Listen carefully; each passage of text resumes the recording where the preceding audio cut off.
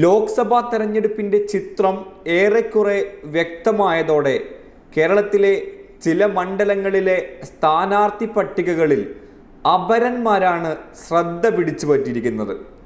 അതിൽ പ്രധാനപ്പെട്ട ഒരു മണ്ഡലമാണ് കോഴിക്കോട് മണ്ഡലം.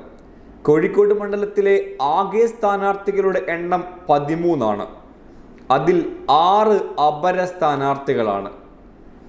UDFന് വേണ്ടി MK രാഘവനാണ് കോഴിക്കോട് കൈപ്പത്തി അടയാളത്തിൽ മത്സരിക്കുന്നത്. അതേസമയം ഇടതുപക്ഷത്തിന് വേണ്ടി അരിവാൾ ചുറ്റിക നക്ഷത്രമടയാളത്തിൽ എളമരം കരീമും മത്സരിക്കുന്നു.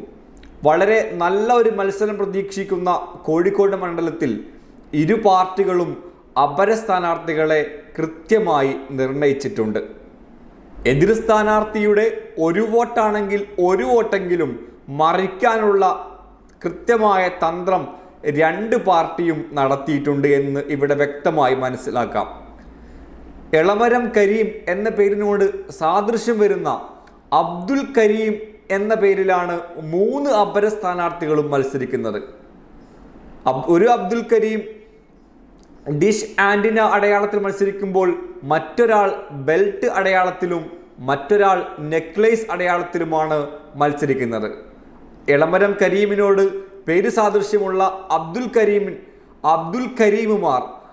കരീമുമാർ എത്ര വോട്ടുകൾ പിടിക്കും എന്നാണ് ഇവിടെ ഇനി അറിയാൻ ബാക്കിയുള്ളത്. അതേസമയം UDFന്റെ സ്ഥാനാർത്ഥി MK രാഘവൻ, അദ്ദേഹം മത്സരിക്കുന്നത് കൈപ്പത്തി അടയാളത്തിലാണ്.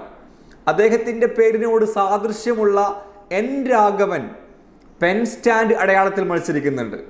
അതേപോലെ രാഘവൻ എന്ന പേരിൽ മാത്രം ഗ്ലാസ് ടംബ്ലർ അടയാളത്തിൽ മറ്റൊരു സ്ഥാനാർത്ഥിയും T രാഘവൻ എന്ന പേരിൽ ലേഡീസ് ഫിംഗർ അടയാളത്തിൽ മറ്റൊരു സ്ഥാനാർത്ഥിയും മത്സരിക്കുന്നുണ്ട്.